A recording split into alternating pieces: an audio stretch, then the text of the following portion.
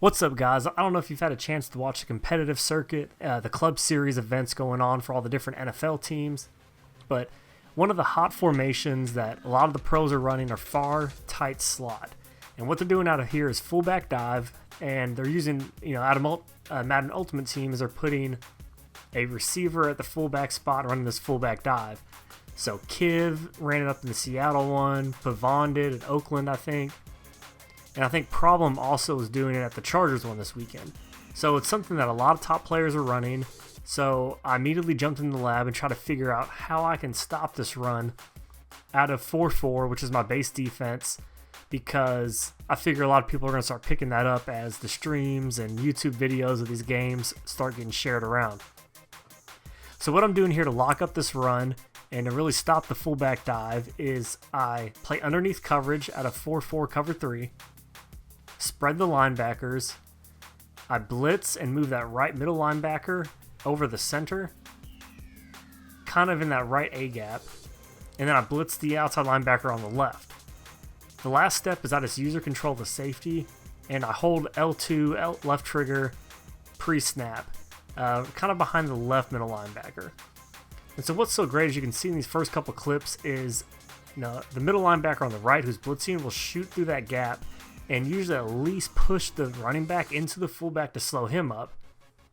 But what's important is some of the guys that are running this are trying to break it towards the outside, kind of off tackle. And the way this setup runs is that outside linebacker, what you'll check it out is the receiver and left tackle get confused. So we have the middle linebacker coming up the middle, we have the outside linebacker looping around the side, and then you're also playing cleanup with your user safety. So we're really going to be able to slow this down. But it also works not only against the fullback dive very well, but the halfback dive, guys, gets absolutely blown up.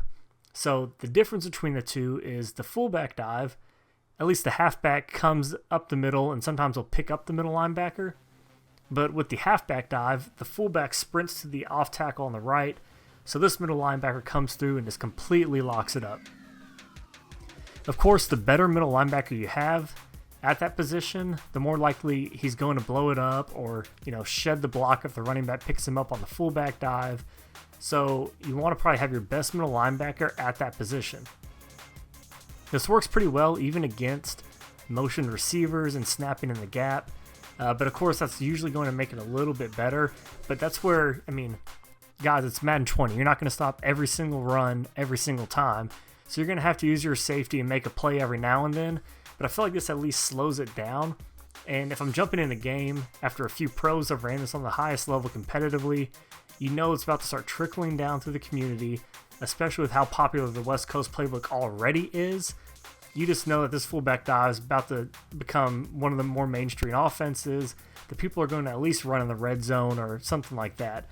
So this is the defense that gets you going, and it's something I immediately lab so that we can try to slow this down and stop some of the effectiveness to maybe at least get your opponent out of it. If you stop someone 2-3 times on their runs, again, I know it's Madden 20, but hopefully they get out of those runs and you're able to take advantage of them, trying to throw the ball or do something else.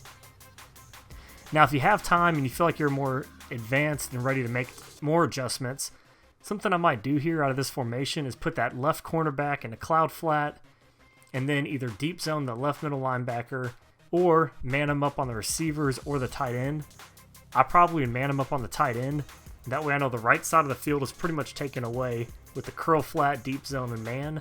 And then it's just my user responsibility to take away any of the receivers' routes, always the deepest one, leaving the underneath stuff to be, if they happen to get time and throw it away, just clean up and make a tackle and live to fight another down. So here's what I'm running to slow this down out of 4-4. Hope you guys enjoy it and get you a jump start on what's probably going to be a pretty hot O pretty soon.